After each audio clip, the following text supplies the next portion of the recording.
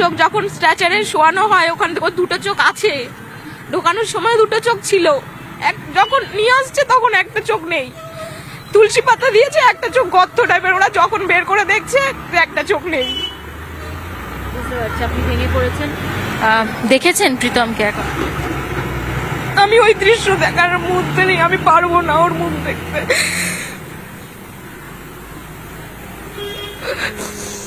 চাইবেন এই মুহূর্তে? কি চাইবেন এই মুহূর্তে?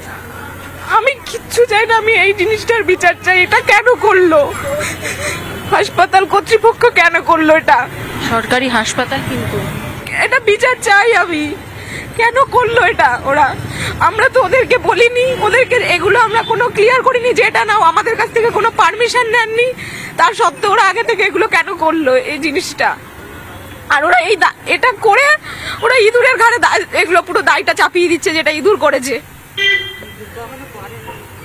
মমতা বন্দ্যোপাধ্যায় বলেছেন যে একটা চাকরির ব্যবস্থা করে দেবেন এবং ক্ষতিপূরণ দেবেন। হ্যাঁ, এটা আমি শুনেছি, কিন্তু আপনারা সত্যি নিতে পারবেন? আমি এখন বলতে পারছি না, আগে আমার বিচারটা করে দিক, তারপরে যা ব্যবস্থা করার তারপরে হবে।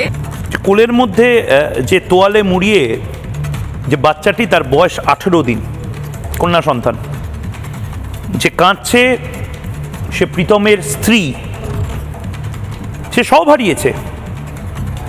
কিন্তু ইংরেজিতে একটা শব্দ আছে, ডিগনিটি অফ ডেথ। একটা সিনেমা বাঙালি খুব দেখেছিল, সদ্গতি বলে, সত্যজিৎ রায়ের সিনেমা, হিন্দিতে হয়েছিল।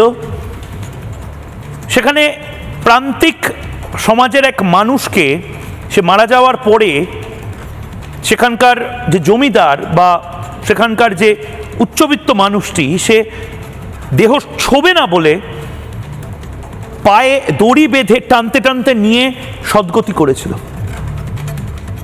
আমাদের বাংলায় আমরা অনেক ফিল্ম ফেস্টিভ্যালে কথা বলি এই সদ্গতি সিনেমা নিয়ে। এটা নিয়ে কোন ফিল্ম ডিরেক্টর সিনেমা বানাবে? এটা তো বাংলার ঘটনা। মৃত্যুর পরে মর্গেও আপনি সুরক্ষিত নন। অভয়া মেডিকেল কলেজের মধ্যে সুরক্ষিত ছিল না,